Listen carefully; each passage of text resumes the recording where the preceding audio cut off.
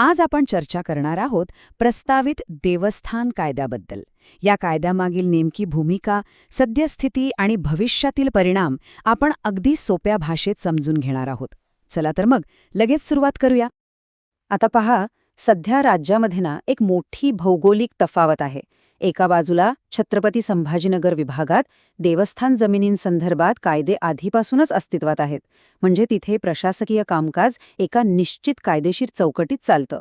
पण दुसऱ्या बाजूला उर्वरित महाराष्ट्राचा विचार केला तर तिथे असे कोणतेही विशिष्ट कायदेच नाहीत. या विसंगतीमुळे प्रशासकीय आणि कायदेशीर पातळीवर बऱ्याच अडचणी निर्माण होतात आणि या अडचणी दूर करणं ही आजची सर्वात मोठी प्रशासकीय गरज बनली आहे. आणि नेमकं हाच कायदेशीर असमतोल दूर करून संपूर्ण राज्यात एक समानता आणण्याचं उद्दिष्ट आता शासनाने ठेवलं आहे. देवस्थान जमिनींवर नागरिकांना समान कायदेशीर अधिकार मिळवून देणं हा यामागचा मुख्य हेतू आहे.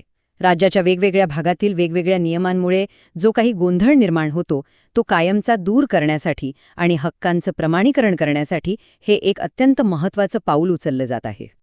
आणि याच उद्देशातून जन्म झाला आहे एका नव्या राज्यव्यापी कायद्याचा, महाराष्ट्र देवस्थान इनाम निर्मूलन अधिनियम 2026. नाव ऐकायला जरा कायदेशीर आणि जड वाटत असलं ना, तर याचा अर्थ अगदी स्पष्ट आहे. पूर्वीच्या विषमतेच्या जागी हा कायदा संपूर्ण महाराष्ट्रासाठी एकसमान लागू होईल. या एकाच कायद्याअंतर्गत संपूर्ण देवस्थान जमिनींच्या अधिकारांचं प्रमाणीकरण केलं जाईल, जेणेकरून प्रशासकीय कामकाजात सुसूत्रता येईल आणि कुठलाही संभ्रम उरणार नाही. आता साहजिकच असा प्रश्न पडू शकतो की ह्या कायद्याचा नेमका काय परिणाम होईल. तर इतर सामान्य जमिनींप्रमाणेच या देवस्थान जमिनींवरही नागरिकांना थेट कायदेशीर अधिकार मिळतील. हा केवळ कागदावरचा नियम नाहीये, तर थेट लाभ मिळवून देणारा एक मोठा बदल आहे. आत्तापर्यंत या जमिनींच्या हक्कांवरून जी काही अनिश्चितता असायची तिला पूर्णविराम मिळेल आणि इतर कोणत्याही सामान्य जमिनीप्रमाणे मालकी हक्क अगदी स्पष्टपणे प्रस्थापित होतील.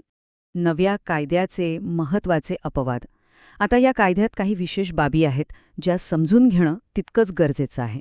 लक्षात घेण्यासारखी अत्यंत महत्त्वाची गोष्ट म्हणजे हा नवीन 2026चा कायदा 2 विशिष्ट प्रकारच्या जमिनींना अजिबात लागू होणार नाही. पहिला अपवाद म्हणजे हैदराबाद इनामे व रोख अनुदाने अधिनियम 1954 अंतर्गत येणाऱ्या जमिनी, आणि दुसरा अपवाद म्हणजे वक्फ अधिनियम 1995 अंतर्गत येणाऱ्या जमिनी. कायदेशीर मसुद्यात अगदी स्पष्ट शब्दांत नमूद केलंय की या 2 श्रेणींमधील जमिनी नव्या कायद्याच्या कक्षेबाहेरच राहतील. कायदेशीर अचूकतेसाठी या अपवादांची नोंद घेणं खरोखरच अनिवार्य आहे. नागरिकांच्या प्रतिक्रिया आणि महत्त्वाच्या मुदती, या प्रक्रियेत पुढे काय होणार हे पाहूया. ज्यांना या कायद्याचा अगदी सविस्तर अभ्यास करायचा आहे त्यांच्यासाठी शासनाने अधिकृत मसुदा rfd.maharashtra.gov.in या सरकारी पोर्टलवर सार्वजनिक केला आहे. कोणत्याही निष्कर्षावर पोहोचण्यापूर्वी मूळ दस्तऐवज वाचणं हा नेहमीच सर्वोत्तम मार्ग असतो. या सुविधेमुळे पारदर्शकता तर येतेच, पण माहितीचा थेट स्रोत सर्वांसाठी खुला राहतो.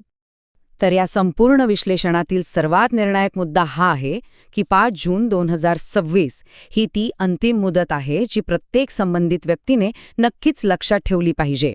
या मसुद्यामध्ये जर काही बदल हवे असतील किंवा काही हरकती आणि सूचना शासनाकडे नोंदवायच्या असतील तर त्यासाठी 5 जून 2026 पर्यंतचीच मुदत आहे. या तारखेनंतर आलेल्या कोणत्याही सूचनांचा विचार केला जाणार नाहीये. त्यामुळे कायदेशीर प्रक्रियेत सहभागी होण्याची ही एक अत्यंत महत्त्वाची आणि शेवटची वेळ मर्यादा आहे. आणि शेवटी एक अत्यंत महत्त्वाचा प्रश्न उभा राहतो. हा नवा कायदा महाराष्ट्रातील प्रलंबित देवस्थान जमिनींचा प्रश्न कायमस्वरूपी सोडवेल का? भौगोलिक तफावत दूर करणं आणि नागरिकांना समान कायदेशीर अधिकार देणं यांसारखी मोठी आणि सकारात्मक उद्दिष्ट या मसुद्यात नक्कीच आहेत. पण कागदावर हा प्रस्ताव कितीही सुस्पष्ट वाटत असला तरी त्याची प्रत्यक्ष अंमलबजावणी कशी होते आणि त्याचे प्रशासकीय तसेच सामाजिक पातळीवर दीर्घकालीन परिणाम काय होतात हे तर येणारा काळच ठरवेल. हे सगळं भविष्यकाळात कसा आकार घेतं हे पाहणं खरोखरच औत्सुक्याचं ठरणार आहे. माहितीपूर्ण व्हिडिओ आहे. तुमच्या शेतकरी ग्रुपवर नक्की शेअर करा. धन्यवाद.